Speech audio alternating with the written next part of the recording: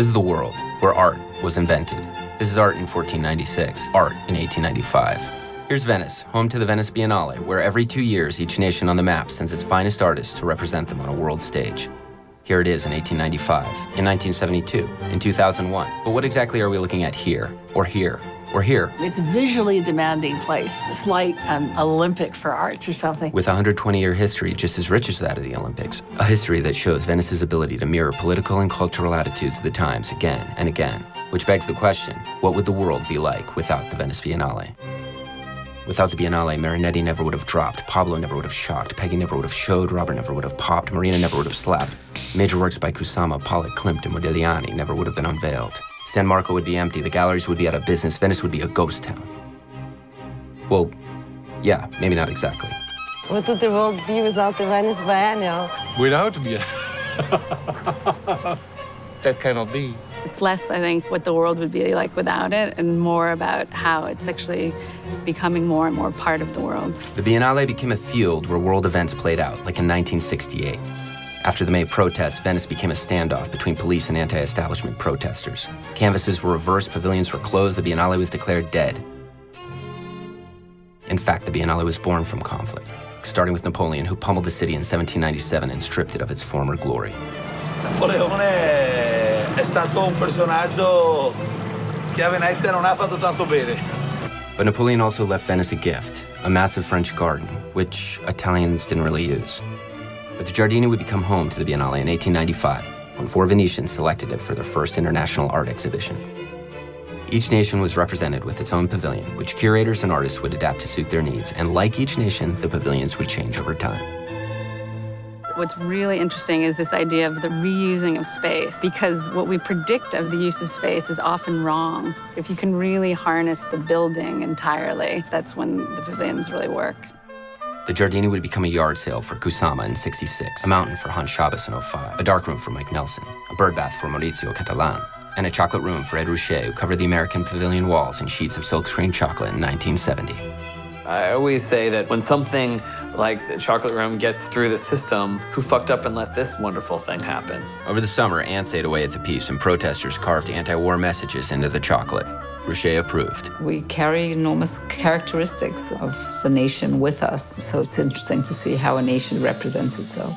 Edward Hopper represented the USA in 1930, Kandinsky, Germany, 58, Muniz, Brazil, 01. Ai Weiwei famously did not represent China in 2013. He represented Germany. Sometimes it's not about representing a nation, but a moment. I was thinking about how to signify something that was particular to our moment and what will that represent later on. Maybe that's what Marinetti was trying to do when he dropped his manifesto from the San Marco clock tower in 1909, jump-starting a futurist movement that laid the foundation for the Mussolini years, when Benito and the King of Italy transformed the Biennale into a fascist state-run organization. When Hitler came to town in 1934, he too saw an opportunity to express his political ideals, overhauling the German pavilion's architecture and flooring. After World War II, the Giardini expanded. You have more and more nations that want to participate, that want to establish their own identity. Israel got a pavilion immediately after becoming a country in 1949, Egypt in '52, South Korea in '95, the Republic of Kosovo in 2013. This is a very important window to the world. As the number of countries increased, the Biennale spilled out of the Giardini into Venice. Montenegro now holds its pavilion at the Palazzo Malapiero, where Casanova once laid siege to Venetian women night after night. Iceland this year will use the Scuola Vecchia della Misericordia, which is right next to where Madonna got picked up in Like a Virgin and where James Bond was attacked in Moonraker. But not everything was so eagerly embraced.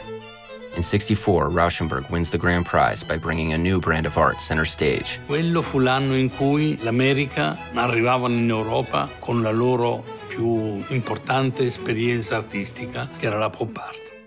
This signaled the official shift of cultural dominance from Europe to the US and infuriated the French. Koons infuriated critics in the 1990 edition. Picasso shocked the 1909 Biennale president for reasons I don't understand. Schneider's Piazza San Marco Black Cube installation proposal was flat out rejected in 2005. But perhaps no show elicited stronger reactions than the '93 Aperto.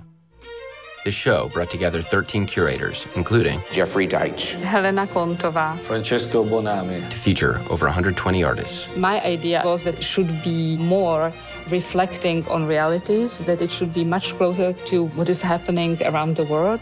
Though it received a mixed response at the time, Aperto 93 gave us a snapshot of what was happening then. Collectors, curators, artists still talk about this 1993 Biennale as a particularly influential exhibition. In that same year, Hans Haacke made history by taking a jackhammer to the German pavilion floor that Hitler had built in 1938 and smashing it to bits. A world with no Biennale would rob us of these moments, when the present fights the past or just talks to it a little bit. That's what the Biennale is, after all. A conversation with time and the opportunity to watch a country find a new identity or reshape its past.